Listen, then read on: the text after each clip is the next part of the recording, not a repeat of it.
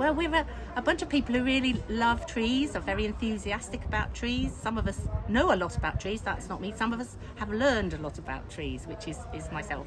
And we all came together as a result of following on from actually the Sydney Gardens Tree Festival. I don't know if you remember that. I do. And in that November, they had the insight to bring an urban tree specialist down from London who led some urban tree walks through the city, which I was lucky enough to go along and enjoy. And funnily enough, his name was Paul Wood, which I always think is rather amusing. Maybe you always had to have a career in trees. But anyway, Paul Wood led the tree, and afterwards, because I'm a Welcome Ambassador and a World Heritage volunteer, I just thought, gosh, Bath, we can do that this for ourselves. So I sent out an email to all the people I knew who might be interested and said, well, let me know and we'll perhaps have a meeting in January. They all replied by return within 24 hours saying, yes, let's go for it. A lot of positive interest. So you've set up special walks. Tell me what exactly you've set up and how people can use them. Okay, so we've set up, identified 4 trails through the city, 3 within the city and 1 out at Twerton. And we used some expertise from a lady in Brighton who'd done a tree trail and talked about a manageable number of tree instances, which came out to be about 20. We ended up with, there's a dendrology expert who lives in the city, there's a mayor's guide, 2, and a former mayor's guide, someone who volunteered at Western Burt.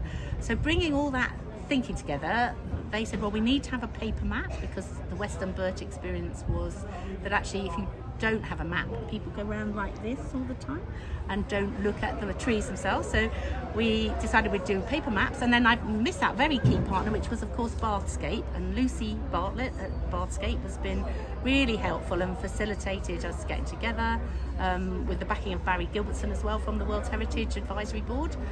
So we've met, we had some funding in the early stages from Andrew Grant from the Grant Associates, Landscape Architects, and they helped us do a lot of local support. Yes, yeah, totally. I'll give the full list. Yeah, sorry, too long. But I'm more interested in the maps. So you've got real maps. We have. Would you like me to get one out to show you? Well, no. Yeah, okay. We've got one here. And as you said, it's the real thing. It's a physical something you can hold in your hands.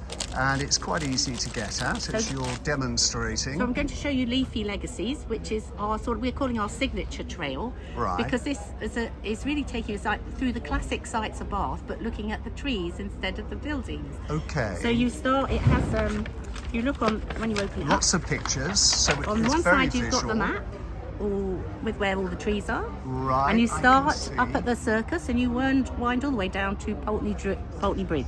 And are the trees marked in any way? Have you put labels on the actual trees? It's a really good question, Richard. Absolutely. So here are then the tree. There's a little bit about each tree with photographs here to make sure you're looking actually at the right tree, rather than making beautiful portraits. Good. So you said, are we going to put plaques on the trees? I'm in conversation with those, because on the way I've learned that the Hedgemead Park, where they have a wonderful tree trail that was put together during lockdown, I think, they source their tree plaques from Kew Gardens. So we've got the source for Kew Gardens, so we know how much they cost and how durable they are. And I'm in the process of talking to the Parks Department about whether we can put them on our trees. Because interestingly, on one of the trails, there's actually a plaque that's maybe 200 years old that's still on the tree. So if ours are as good as that'll outlive a lot of us. we take trees so much for granted. I mean, you and I have both lived our lives in urban areas that luckily have trees. But why is it so important that we don't take them for granted and we do stop and look and learn?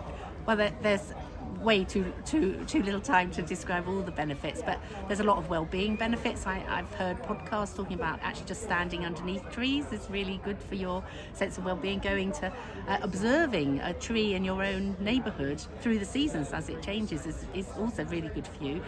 We do need to care for them. They have a life. They don't last forever like we don't. But we do need to care about them and nurture them. And all this tree planting that's been going on is brilliant as a capital in sort of input, but actually we're going to have to keep looking after them beyond the first year, I think. Yeah, there have been a few examples of lots of planting and lots of trees dying because they're not maintained. As you say, that's something that you've got to bear in mind, Fiona. We certainly need more trees, don't we? Well, I think we certainly do. We could definitely, all the messages are that we could do with more trees, and we could think that actually doing more tree trails would be good too. So we're not making this just our thing. It's a first step. Yeah, it is a first step. We've prepared our how-to guide, and we're very happy to work with any localities. We've done one for Twerton, as in our first set of 4. We've got Tremendous Twerton, and Twerton, which has a marvellous array of trees and a lovely circuit walk. We are offering to work with other localities. I know, I think Bathwick, they want to do one, and Widcombe are considering, or may even have got one in process. So, and if they want, fantastic. it'd be great to, and obviously join up all the parks ones, because there's already one in Henrietta Park, Hedgemead Park, and Sydney Gardens, and Victoria Park. Yeah. How do people access the maps? So, on the front of the map is a little QR code, which is very easy. But if you need some words, it's very easy. BathUrbanTreescape.com. I can see it there. A digital map is available at. Exactly, yeah. And that has all of the maps you've seen here. We've also got little activities for people to do when they go to some of the trees. And we are hoping to add to it with some of Bath's voices.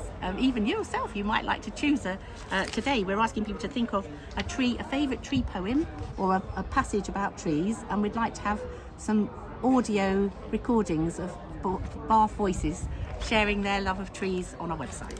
Well, I'll put that out as well. The actual physical maps, how does one get one of those? Well, these are hot off the printers. They only arrived with us at the beginning of July, and we're using today's launch to have conversations with people about how best to share them, because they seem to be going like hotcakes.